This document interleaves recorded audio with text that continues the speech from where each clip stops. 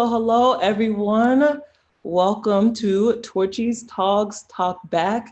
I'm Jenn Freeman, aka Pochop. And I'm Essence McDowell. So glad you guys are joining us today. Thank you guys so much for being here. We're here to celebrate the debut of Chapter 1 of my 5-part dance film entitled Litany. Thank you guys so much for joining in on this really awesome, and I'm nervous debut. The film was made in collaboration with a very close friend of mine, Jordan Phelps from BAM Studios, and would not have been made possible without the support of Rebuild Foundation and Chicago Dance Makers Forum. We're going to kind of just dive into it tonight. We'll start by screening the film, which I'm super excited for, and then dive into conversation. Please feel free to engage in the chat with each other and ask any questions, and we'll try to get to them. Without further ado, this is Torchy's Togs. I'm dedicating this film to my aunt. Her name is Lisa Blackman, and she transitioned yesterday. So thank you guys so much.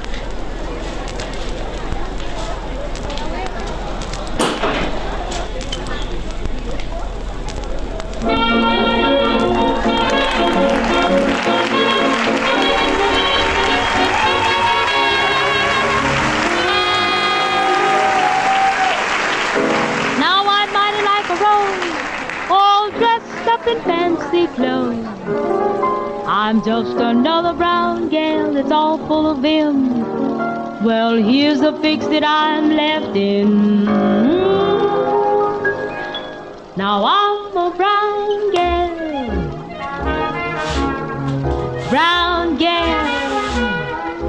making my life just a bubble, not even taking the trouble to even blow the bubbles away.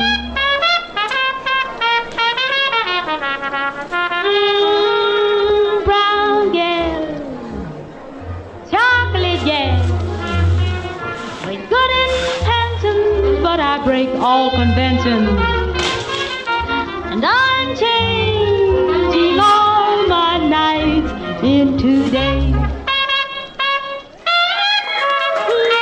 Baby, now the hot blazing sun has tanned my skin too dark out for trouble to find a way in. Now, Lordy, I can see folks just laughing at me, but I'm just naturally born lazy brown gal, chocolate gal, making my life just a bubble, not even taking the trouble to even blow bubbles away.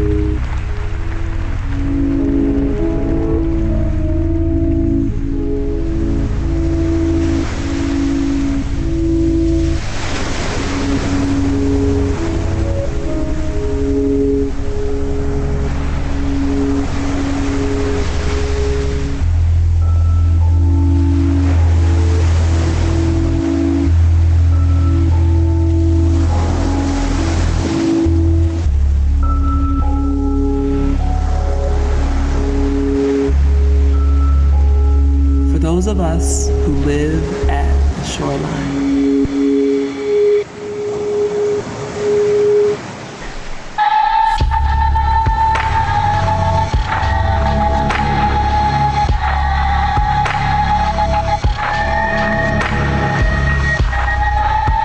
Standing upon the constant edges of decision,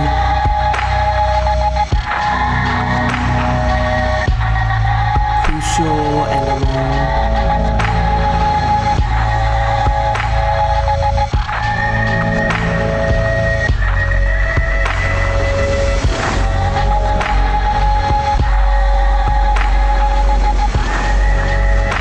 For those of us who cannot indulge the passing dreams of choice, who love in doorways, coming and going in the hours between dawns, looking inward and outward at once, before and after, seeking a now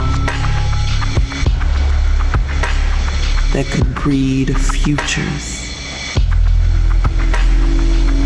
like bread on our children's mouths.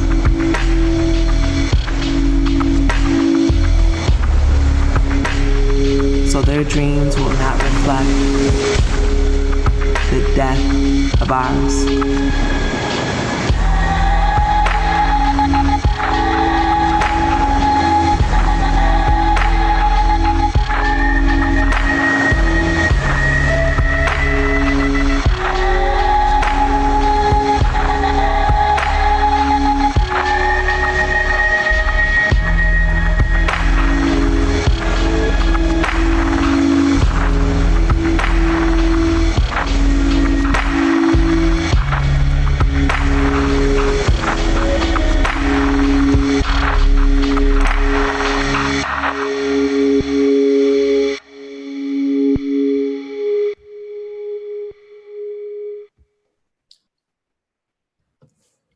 Yay. Yeah, wow. Wow. I'm still trying to process what it's like to share work in this way. So I'm having feelings. I don't know what they are, but thank you, Essence, for being here. Oh, thank you for having me. Yeah. And that was incredible. Thank you. Thank you. Yeah, I want you to talk a little bit about the film and kind of your vision behind it, just to give the audience a little insight, Sure. info. Well, the piece was inspired by a Black cartoonist, Jackie Ormes. And I wouldn't have known about Jackie Ormes or Torchy, who's the comic character that Jackie Ormes created. I wouldn't have known about her work without you, Essence, and your work. I legitimately, as I was thinking about tonight, I was thinking about the first time I heard about Jackie Ormes' work, and it was the same moment that I was introduced to your work with Lifting as They Climbed. And it was a talk that you were giving at DePaul, and I would never forget, afterwards, I journaled about it because that moment planted a seed to what Torchy Togs, that the whole film Litany was. So it's so cool and really special to share this moment with you, because this is kind of part of what I've been manifesting with this film. You're part of it. So it feels really dreamy to be doing this now. So maybe for those who don't know about Lifting as They Climbed, which is literally one of my favorite books of all times, Lifting as They Climbed, and Jackie Ormes, maybe you could share a little bit about that for folks. Oh, thank you, Jenn. I'm so honored that this project could inspire your work, and I know Jackie Ormes is also really proud too. So to be represented and to constantly be reflected is so important for women throughout history, Black women throughout history, and so thank you. So I am one of the co-authors of Lifting as They Climb, Mapping History of Black Women on Chicago's South Side, which is a guidebook. Essentially, what it is that we feature 48 Black women throughout the earliest women that we feature. They were coming into Chicago during the 1800s, throughout the 1900s, and we kind of tracked their migration to Chicago as a part of the larger Great Migration that happened. And we tell the stories of their lives and their legacies. They were organizers, activists, educators, and we are speaking to their stories. They built institutions and organizations and really had an impact on Chicago's history, even into today. Many of them over 200 years later still have these institutions that they built that reverberate through our communities. And so with this guidebook, we were hoping to enlighten folks on the Black women's histories that are oftentimes placed at the footnotes of a larger, predominantly white mainstream history. Although there's countless Black women, we were only able to feature 48. There are countless Black women who have built such strong legacies and strong foundations in Chicago. But what we tried to do is not only tell their stories and speak to their lives and the work that they did, but we also take readers through a journey, essentially. We take them on a tour throughout the South Side of Chicago, so that for each of the women, there's a location, there's a landmark that speaks to their lives. And so we wanted to situate Black women's history in the present moment. And there are so many beautiful landmarks and spaces throughout Chicago that one would have no idea is connected to Black women's history and Black women's legacies. And so I wrote this book with Miriam Kaba. She is my co-author, a friend, a prison abolitionist, really powerful and dynamic woman in her own right. And she had this idea about the guidebook. I think it's 3 years now. Time is going so fast. So 3 years ago, she convened a group of Black women and asked them if they were interested in participating in this project. And so I'm from New Jersey. So I had been in Chicago for a substantial amount of time and walked past many of these locations and had no idea they were connected to Black women's history. And so I had to be on this project. 3 years later, it's still a huge part of my life. It actually did so well that we're extending the book and including women from the west side of Chicago, while the first and second editions are predominantly south side. So that's the overarching project that Jenn was referring to, that I'm so honored that kind of sparked the work that you're doing around Jackie Ormes. And I want to talk a little bit more about Jackie, because I'm sure people are wondering, like, who is this woman and how is it possible that she inspired that? And so, like I was saying, all of the women in the book, the 48 women that we feature in Living as They Climb, they're directly connected to specific locations. And so Jackie Ormes is connected to the Chicago Defender. It's one of the nation's oldest African-American newspapers. It was founded in 1905 by Robert Abbott. And we speak to not only Jackie Ormes, we also connect the life of Ethel Payne. She was an award-winning journalist and international correspondent, also known as the First Lady of the Black Press. And she wrote for the Defender for over 20 years. So we feature her story in tandem with Jackie Ormes' story. And so Jackie Ormes is one of the first nationally syndicated cartoonists. She was born in Pittsburgh, Pennsylvania, and just out of high school, Ormes was hired as an editor and feature writer for the Pittsburgh Courier, which is another national Black newspaper. And at the Courier, she created her first comic strip, Torchy Brown and Dixie to Harlem. And she wrote under the name Jackie Ormes. And then in 1942, Jackie moved to Chicago and started working for the Chicago Defender as a general assignment reporter. And it was really her love for art that drove her to produce her second daily cartoon, which is called Candy. It featured the exploits of a clever talking maid. And from there, Ormes went on to create Patty, Joe, and Ginger. It's a comic strip about a little girl and her sister that took on a number of social and political issues that were reflected in Black communities around the nation.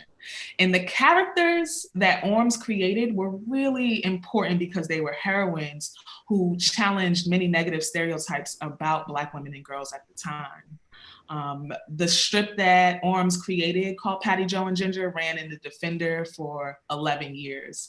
And not only was it really a popular comic strip in the Defender that was read around the nation, Patty Joe, the comic character, became the nation's first upscale American Black doll. And so this is a time I had to do a little bit of additional research when I was learning about Jackie Ormes and trying to figure out, like, how is that the nation's first upscale Black doll based on her character? Isn't that crazy, Jenn? And at the time, there were only mammy dolls and rag dolls available to young Black children, and specifically young Black girls. And so not only did her comic strip create a powerful commentary on the issues in Black communities, having a political comic strip at the time was a really powerful thing for her to be a Black woman, and also representing Black women and girls in a really powerful light that gave young Black girls all over the nation an ability to see themselves in a different way, versus how they were previously portrayed in this really racist light. And so Jackie Ormes is really known for her comic strip and also for the doll, which is a collector's item right now. You probably couldn't find it unless you had a couple $100, because people have them in their personal collections. But Jackie Ormes not only was a artist, but she also was involved with multiple organizations in Chicago.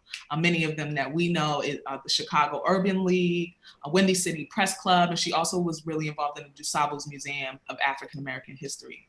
And so, she led a really dynamic life, and she had such an impact that even today, Black cartoonists hearken to her legacy for inspiration. And also, Black cartoonists is still an area where Blacks are struggling to get engaged in that, I think, industry. And so for her to have been the first cartoonist that many people don't even know about is something that we wanted to uplift, and also send people in Chicago and outside of Chicago to the site of the Chicago Defender so that they can really see and touch that history. And so, yeah, that's a little bit about Lifting as They Climbed and Jackie Ormes. I want to thank you again, Jenn, for sharing your work with us today. And I would love for you to talk a little bit about your creative process and what really calls you to incorporate Black women into your work, because this isn't one of the first times you've done this. You've definitely done some experimental projects in performance arts that's centered around Black women. So I just kind of want to know, like, where are you getting this inspiration, and how does the process look for you? Yeah, thank you. I think for me to create work, around the same time that I came in contact with lifting as they climbed, I started engaging heavily with researching the life and work of Audre Lorde. And that has greatly, hugely shaped how I create work. I think also, you know, I instantly think of her because when she talks about teaching, she talks about teaching the things that she herself needs to know. And I think that I apply to my creative process. Like I explore and research the things that I feel like I myself need to know.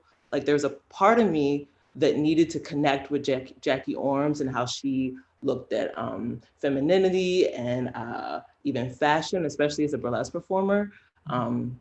So I think a lot of times my creative process is rooted in whatever investigative, even if I'm not able to consciously acknowledge it, I think somewhere my body, my mind is drawn to the things that I need to learn or examine.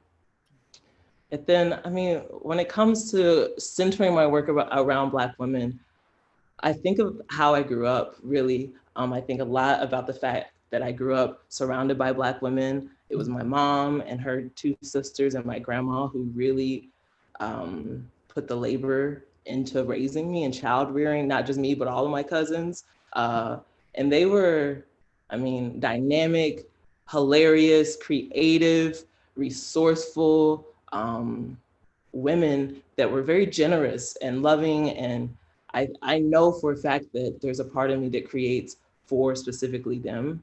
And so when I think about legacies, I definitely always think about them because I think I've been thinking about this a lot lately since about their legacies living within me and like ways that I might not even know, like little subtle ways that the way that I arrange my home or the way that I think about home and, you know, small, subtle ways that their legacies live through me.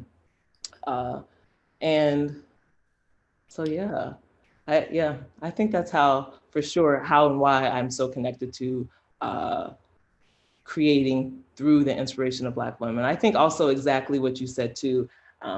It's a way for me to push and fight against our erasure. It's very, very important for me to ensure that, like, just like Jackie Ormes and so many of the women outlined in lifting as they climb, that I am lifting as I reach. I don't know if I necessarily climb, but I'm reaching somewhere. I'm moving forward somewhere. So I want to make sure that it's not always about me. It's really not. It's more so about all these other women who have put in the work to ensure that I could be here, really. Yeah. Absolutely. Yeah. And I know for a fact that, like, through engaging with the work of Audre Lorde and through learning about Jackie Ormes and Little Harding Armstrong, who also was in the book, who is also highlighted in the film with the song, those women have like greatly impacted my own relationship to identifying as a woman and celebrating my femininity.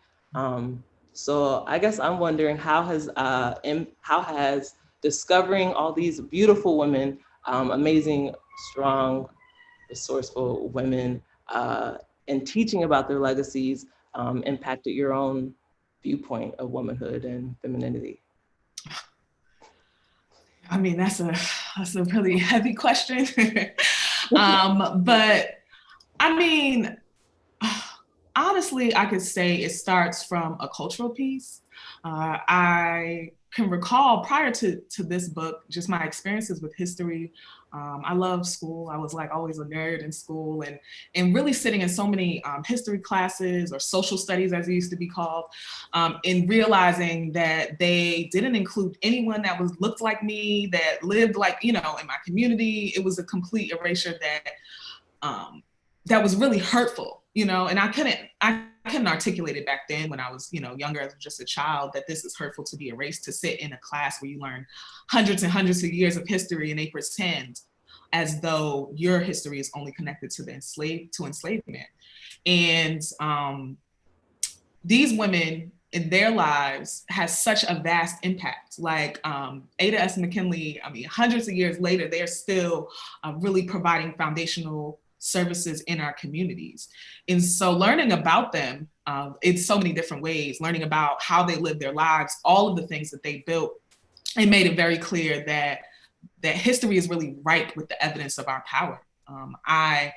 Many of these women, they not only cared for entire neighborhoods, but also supported their families and everything in between. And it helped me to understand that Black women are really truly pioneers. And maybe that's why the erasure is happening, because they don't really want you to know like how much influence we've had over decades and decades, over centuries, that it's necessary that we learn about. And I think people have said that, you know, Black women are like the backbone of the family or the community. And I think it's even deeper. Like Black women are like the structural foundations that have kept our communities provided for and supported. And it's not just this larger history that's external for myself. Like you said, like I am of these women, and they possess power just as much as I do, just as much as we do. In a moment, especially right now, where they're tearing down Black women, ignoring our deaths in our lives, Breonna Taylor, I'm clear that who we are is so much more. And I'm also very clear on what we've built. And not just in a historical context, but so many Black women today really influence my life. Like my co-author, Miriam Kaba, you know, the work she's doing around prison abolition and community accountability. I think about Shahrazad Tillett. She is the co-founder of A Long Walk Home, and she's working tirelessly to uplift Black women and girls. And it's just, the list goes on and on and on. Black women are at the helm of Black Lives Matter, this whole entire movement right now. And so I'm strong in my womanhood because of the work that they're doing today, the work that they've done across history. And I also feel like it could be depressing living in a pandemic. Just really every single day, it feels like an attack a lot of times. And I recognize from the work and the research that I've done that there's no need to despair. I could look around and within me to see that my Black womanhood is in direct alignment with power and change as well. So yeah, I mean, I could say so much more, but I think it's really, really evident that they have made me stronger in so many ways, like more powerful and more centered and grounded in who I am and who we are collectively. Yeah. I can go on and on. Like, did I miss anything? I feel you. I'm nodding my head because I'm like, yes. I feel like, yeah, that's exactly. I think that's another reason why I spend so much time researching and learning, because I find part of myself within them, you know, and part of myself is powerful. Part of the power. Yeah, absolutely. Beautiful.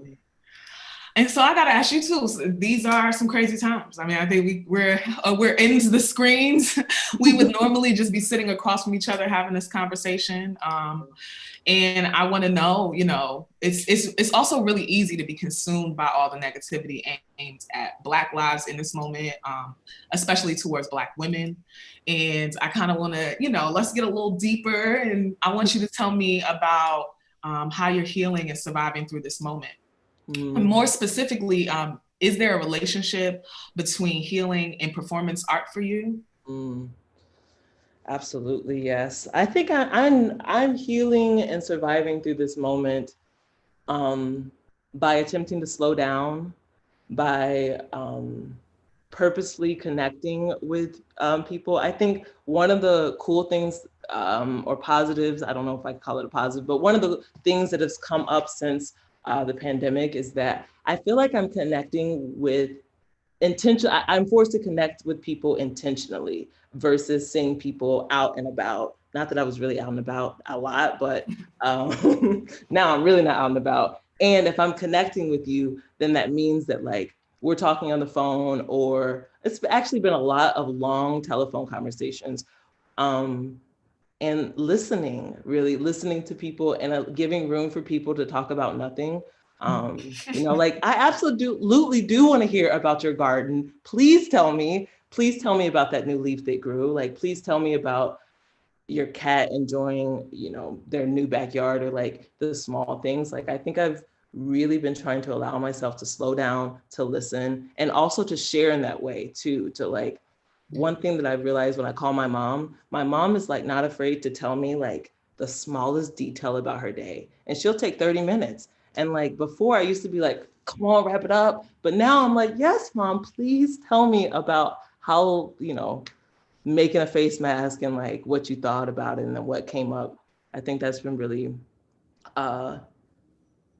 healing in a way for me, to slow down and just like listen a little bit.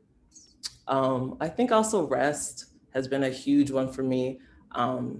Not being afraid to like lay down, not being afraid to like just not check off a box on my to-do list. Like, I don't have to be productive every day, even if it is a Monday. I don't have to, period. And I guess I also know that I am fortunate because my art is my job, so I don't have to clock in.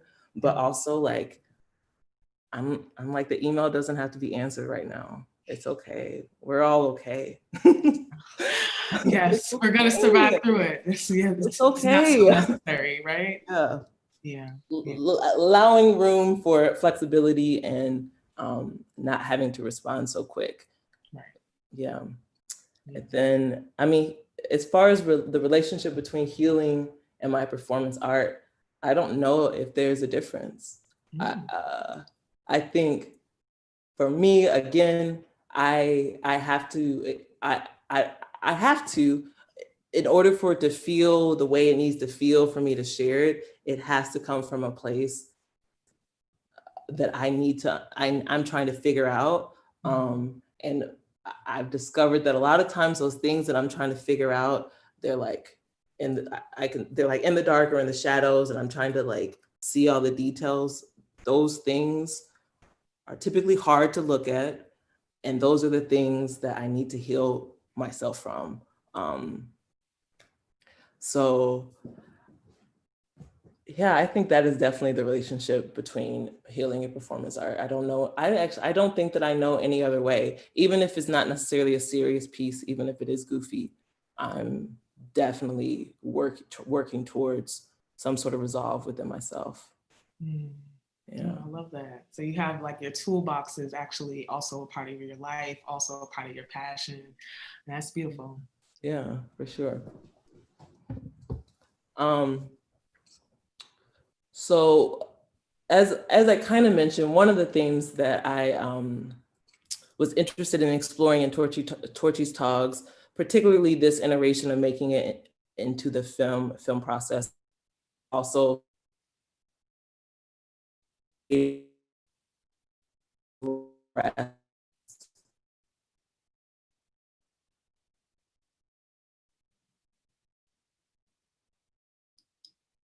time, I also began thinking about how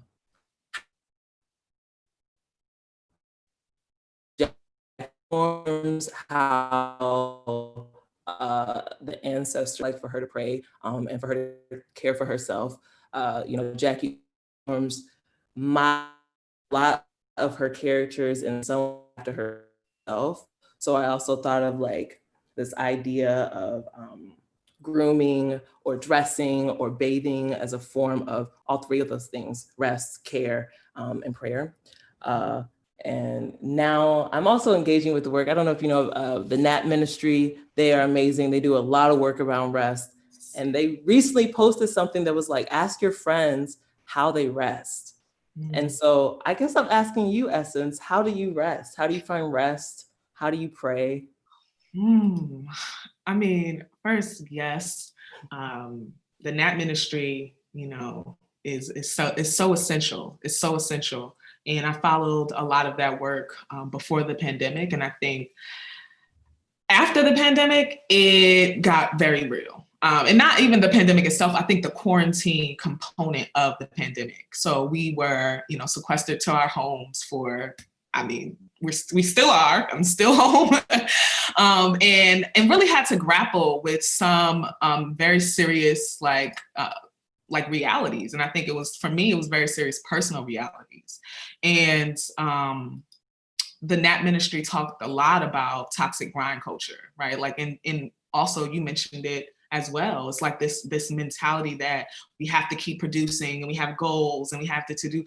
And that was me. I'm gonna be very honest with you. Like, I, was like, hello, my name is Essence, and I used to be having issues with toxic grind culture, like an AA meeting. Yeah.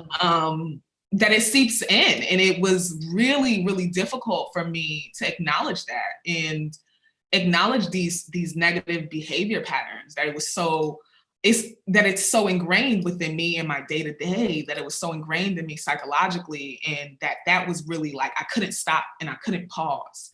And even on a deeper level, like, being anti-capitalist isn't just an ideology, right? That what I learned in this pandemic too, that this is a bodily issue, right? That if you're constantly pushing yourself and feeling like you have to produce and be productive, and those are all like, those are capitalist terms. That's how they want Black bodies to feel, like constant work, that you exist to work. And once I had to kind of really, I could, like, I think, analyze it in a mental way prior to the quarantine, but I had to experience it in a physical way.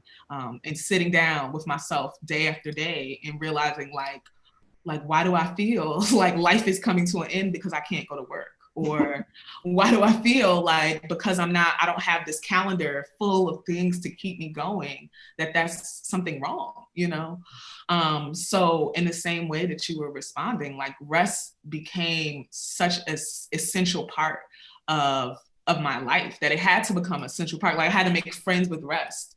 And so I was thinking, like, did I find rest? Not necessarily find more rest, but I think I allowed myself to experience rest. And that coming to the understanding that rest is in direct correlation to my ability to envision more, to create and imagine. Rest is like how I'm able to function and how I'm able to organize when it's time to organize, or read or write. Like, it's, those things are in direct connection to each other. It can't be one without the other. I had to say, like, I can't keep going and going if I don't pause. And I got a couple months of pause. And let me tell you, I'm totally feeling changed. Like, I feel happier, I feel balanced, I feel a deep sense of peace that I had to cultivate within myself, because everything else outside of me was crazy and is crazy. But I am now able to rest and have peace. One of the other things you mentioned was, how do I pray? Yeah. And that's a difficult question to answer live. It's like, skip it. No, I'm not, I'm just joking. I think, so I'm more of a spiritual person. I'm not extremely religious. I do acknowledge a divine orchestration. I definitely pay homage to my ancestors as a daily ritual, as a daily part of my life. And for the most part, for me, I think prayer looks like meditation. Mm-hmm. It's me sitting still. It's how I listen. I think that we have a lot of things on our screens that are kind of infiltrating our innate knowledge. You think I sit, and when I meditate, I feel really connected and grounded.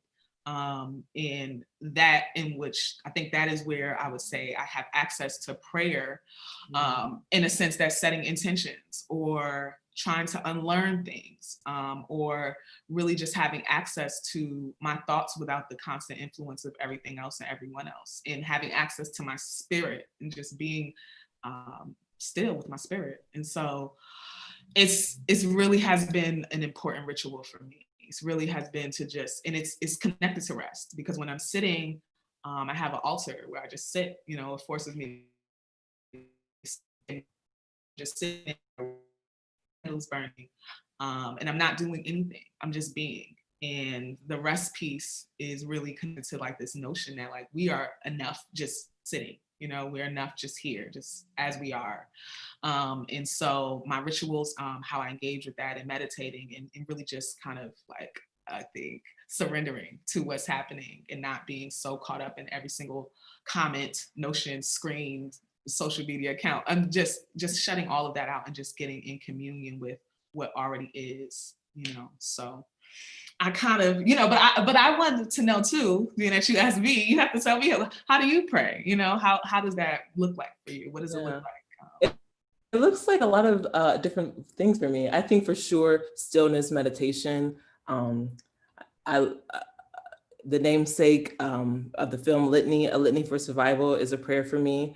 I say it whenever I need to get through a moment, even if it's just a stanza. I definitely will say that. So poetry can become a prayer for me.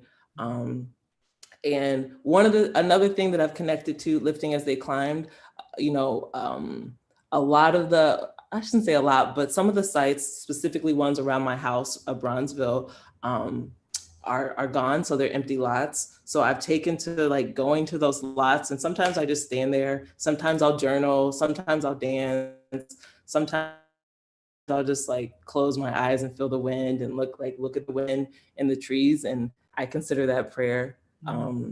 Sometimes I will like trace the lettering of ancestors. Like I love Octavia Butler's journals, so I'll like print them out or blow them up on my computer and like trace "so be it," see to it over and over again. I'm like, I don't know why I've just like collapsed onto that.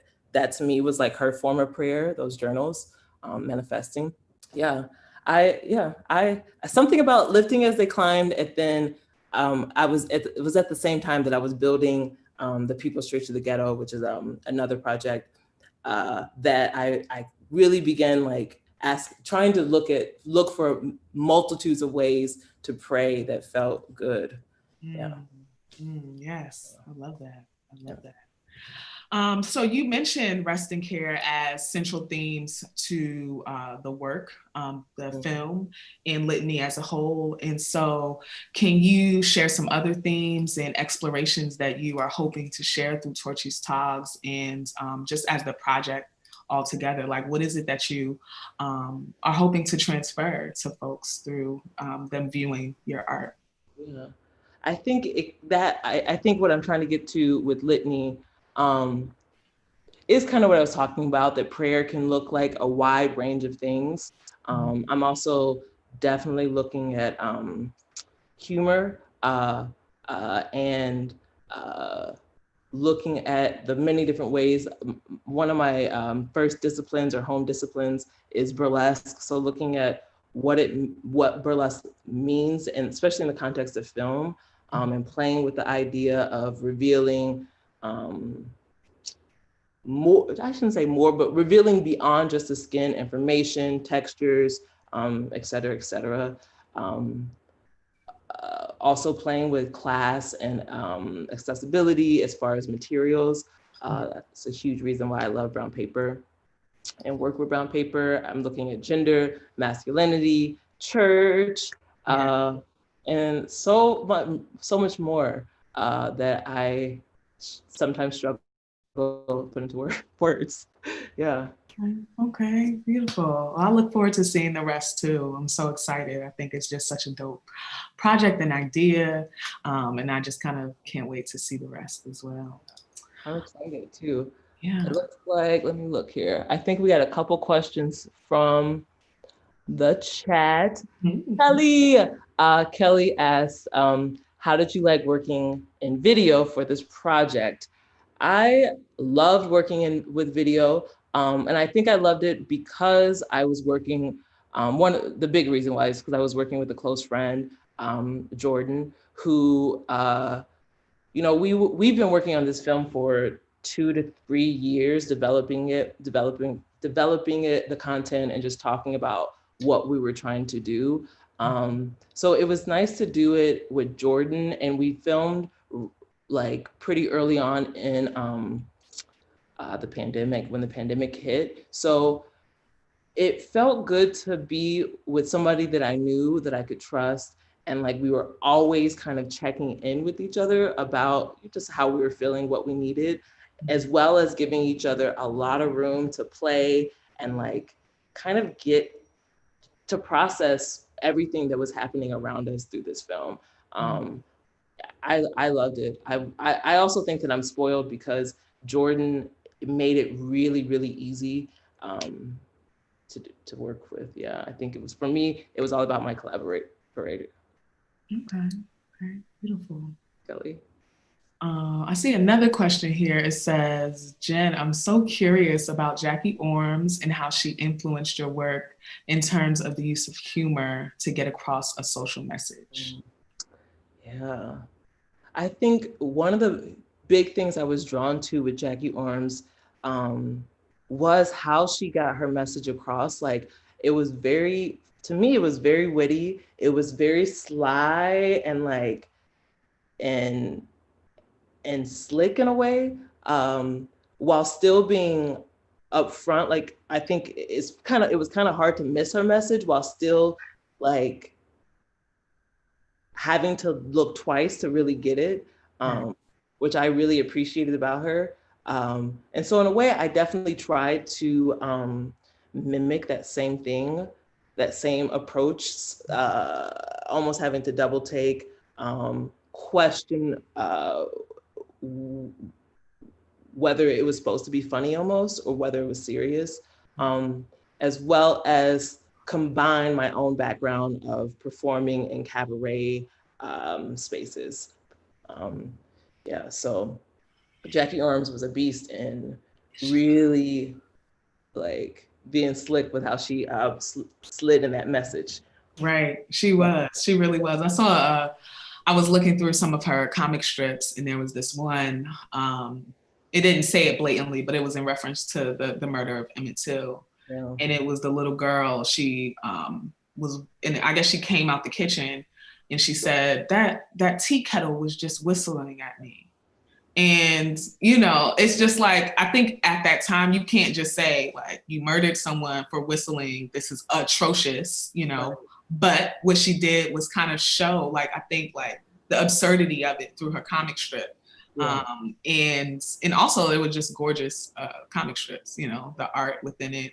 So I think that people could get caught up in looking at the beauty of her work and not realizing she was making some very like blatant responses to the civil rights issues that were going on at the time. Yeah. So, yeah.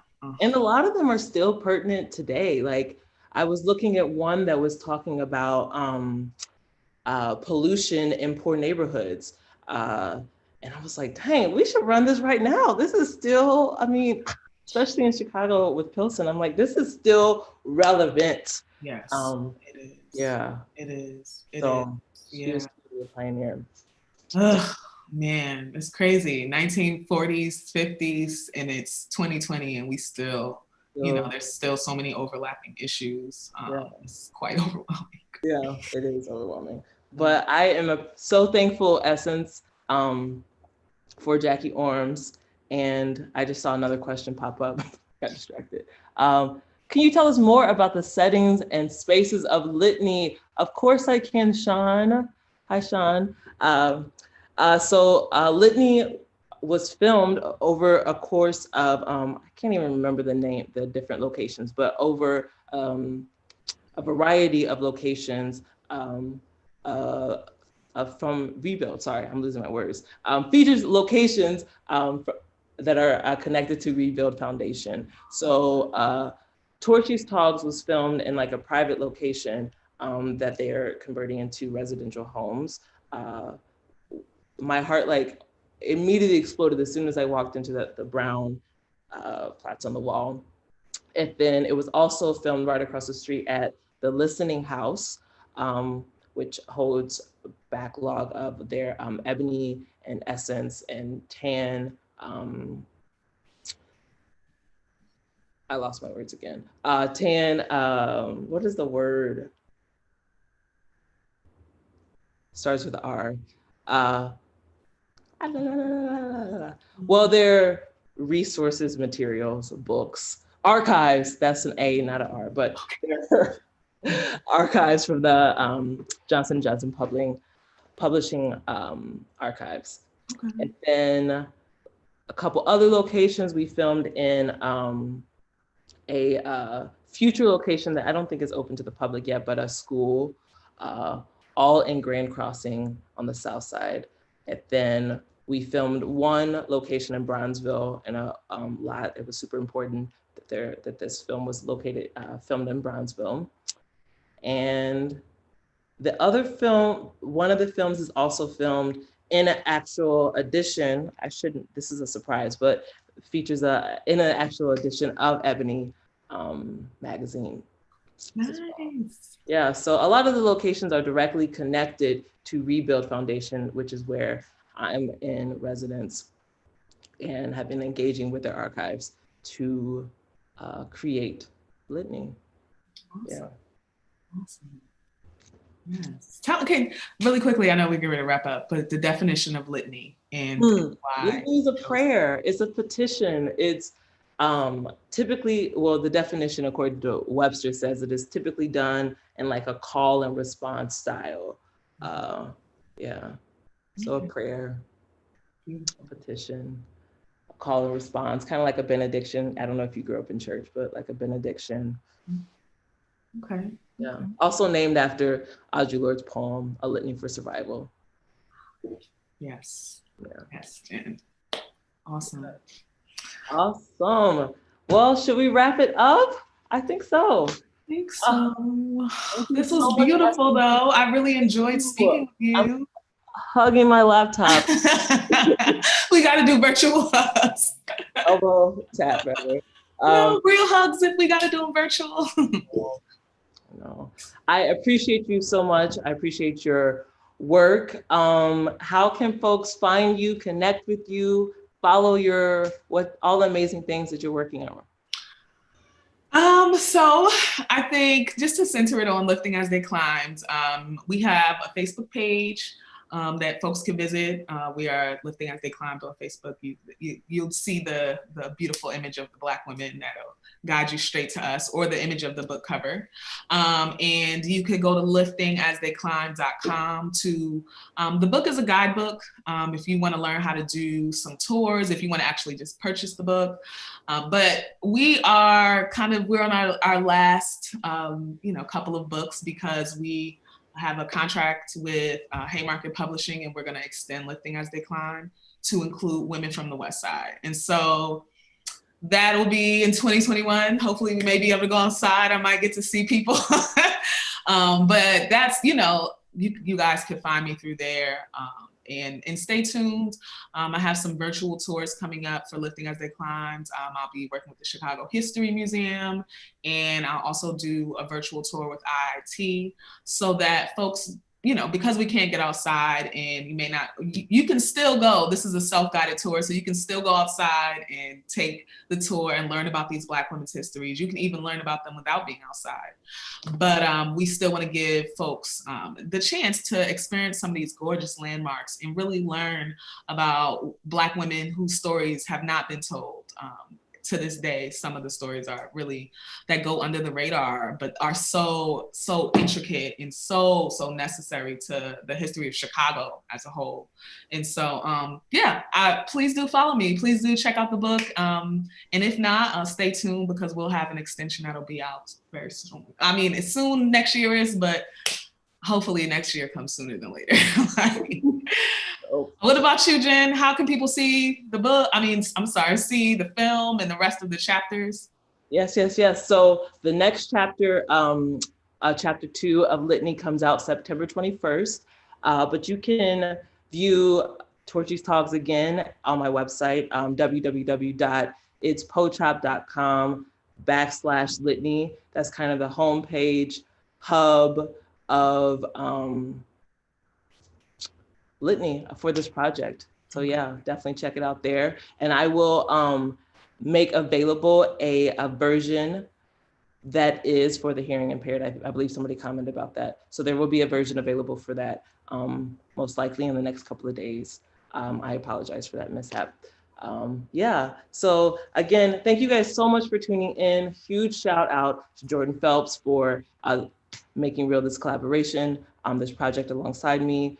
So much gratitude and love to Rebuild Foundation for extending their platforms to edify my art project and Litany. And thank you guys to you for tuning in. It means so much to share this moment with all of you at home and beyond.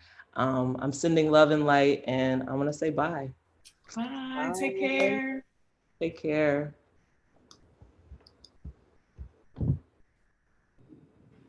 Okay, we're